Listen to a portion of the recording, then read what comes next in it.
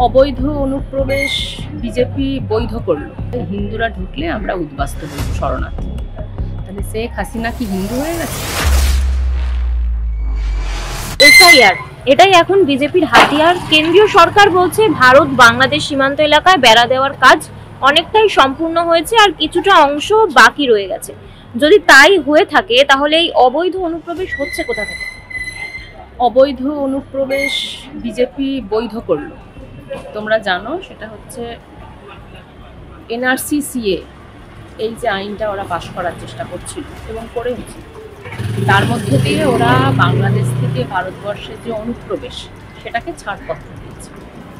ওরা যেটা বলেছে সেটা হচ্ছে হিন্দুরা যদি 2014 পর্যন্ত এখানে আসে তাদেরকে আমরা অনুপ্রবেশকারী বলবো না, মুসলমানরা আসলে অনুপ্রবেশকারী বলবো। আচ্ছা, তার মানে কি? তার মানে এরকম নয় যে বিভিন্ন তথ্য থেকে আমরা দেখতে পাচ্ছি গোটা নেট জুড়ে নানা ধরনের তথ্য বিরাজ করছে। কোথাও বলছে 1.5 লক্ষ, কোথাও বলছে 1.5 কোটি। এই 1.5 লক্ষ থেকে 1.5 কোটি অনুপ্রবেশকারী বাংলাদেশ থেকে আসছে, এই ধরনের কথা উঠছে। কেউ বলছে 2 কোটি অবধি জানা গেছে। আচ্ছা, তার মানে এই যে 2 কোটি অবধি অনুপ্রবেশকারী তারা হিন্দুরা মুসলমান? প্রথম প্রশ্ন হচ্ছে বিজেপি যেটা বললো সেটা হচ্ছে যে এর মধ্যে যারা হিন্দু তারা অনুপ্রবেশকারী নয় এবং 2014 পর্যন্ত যারা এসছে তারা অনুপ্রবেশকারী নয়। তার মানে এই যে এত অনুপ্রবেশকারী ভারতবর্ষে এসেছিল, যেটা নেটে আমরা দেখছি 1.5 লক্ষ থেকে 2 কোটির মধ্যে, তাহলে তাদেরকে বিজেপি ছাড়পত্র দিবে। এবার দেখা যাচ্ছে যে এই সমস্ত অবৈধ অনুপ্রবেশকে ছাড়পত্র দিয়ে এবার তারা রাজ্যে রাজ্যে যারা মুসলমান, পশ্চিমবঙ্গ থেকে যারা মুসলমান শ্রমজীবী তাদেরকে অনুপ্রবেশকারী করছে। অথচ তারা নিজেরাই বলেছে যে বাংলাদেশ থেকে মুসলমানরা যারা আসছে তাদেরকে আমরা অবৈধ ঘোষণা করছি এবং তারা এটা প্রমাণও করতে পারেনি যে বাংলাদেশ থেকে মুসলমান বেশি আসে।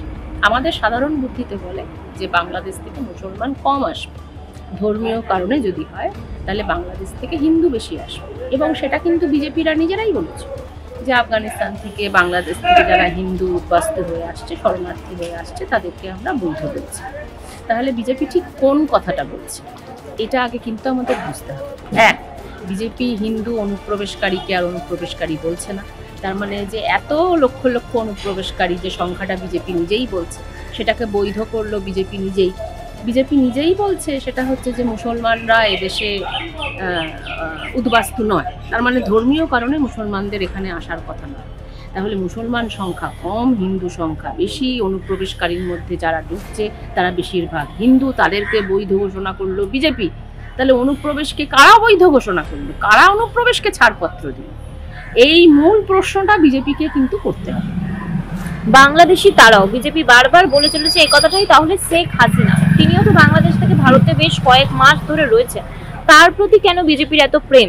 তিনি রাজনৈতিক শরণার্থী নন, এটা কেন্দ্রীয় সরকারই বলেছে। কেন্দ্রীয় সরকার বলছে যে ভিসাতে রয়েছেন, কিন্তু কোন ভিসা এরকম মাসের পর মাস রিনিউ করে থাকা যায় এই ভারতে? এই প্রশ্নের উত্তর কেন বিজেপি দিচ্ছে না? তার মানে বিজেপির যে এনআরসি সিএ নীতি অনুযায়ী আমাদের ধরে নিতে হবে শেখ হাসিনা হিন্দু হয়ে গেছে, কারণ ওদের কথা অনুযায়ী হিন্দুরা ঢুকলে আমরা উদ্বাস্ত বলবো শরণার্থী। তাহলে শেখ হাসিনা কি হিন্দু হয়ে গেছে? এই প্রশ্নটা আমাদের প্রথমত অমিত শাহকে করতে হবে। এবার দ্বিতীয়ত যেটা করতে হবে যে দেখো, বাংলাদেশ থেকে হোক বা অন্যান্য দেশ থেকে হোক, সমস্ত যারা অবৈধ অনুপ্রবেশকারী তাদের সঙ্গে বিজেপির একটা বিরাট সম্পর্ক কাটছাড়া। কারণ আমরা দেখছি সেটা হচ্ছে তালিবানদের সঙ্গে ব্যবসা বাণিজ্য করছে আদানি। আদানি হচ্ছে নরেন্দ্র মোদীর ঘনিষ্ঠ বন্ধু। আমরা দেখতে পাচ্ছি সেটা হচ্ছে মায়ানমারে যে সমস্ত সন্ত্রাসবাদী আছে তাদের সঙ্গে ঘনিষ্ঠ সম্পর্ক রাখছে আদানি, তাদের সঙ্গে নানা ধরনের অস্ত্র ব্যবসা করছে আদানি এবং বিজেপির ঘনিষ্ঠ লোকেরা, আরএসএস এর মতো একটা সন্ত্রাসবাদী দল। তার মানে বাংলাদেশ থেকে যত অনুপ্রবেশকারী যদি কেউ আসে থাকে এবং তাদের সঙ্গে যে সমস্ত সংগঠনগুলো আছে, সন্ত্রাসবাদী সংগঠনগুলো আছে, মৌলবাদী সংগঠনগুলো আছে, তার সঙ্গে বিজেপির একেবারে আঁতা।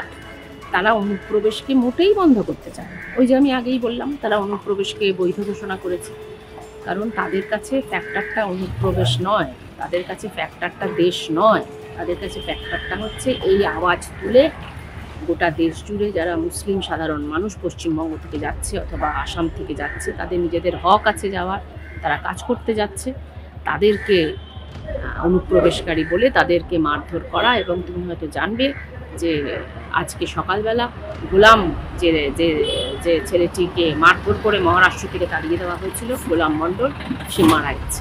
হাবড়াতে তার বাড়ি। আজকে দুপুরবেলা তার কাজ তাকে খবর দেওয়া হয়েছে।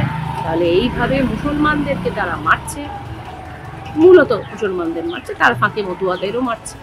গোটা দেশ জুড়ে অনুপ্রবেশকারী বলে তারা এটা করার চেষ্টা করছে। অনুপ্রবেশকে বন্ধ করার জন্য নয়, আমি আগেই বলেছি অনুপ্রবেশকারীদের বৈধ ঘোষণা করেছে নরেন্দ্র মোদী। আসলে এটাকে কেন্দ্র করে যদি একটা দাঙ্গা হাঙ্গামা বাঁধাতে পারে, তাহলে বিহার ভোট, তারপরে পশ্চিমবঙ্গ ভোট এবং আসাম ভোটে তারা কিছু ভালো ফল করতে পারে, এই হচ্ছে তাদের আশা।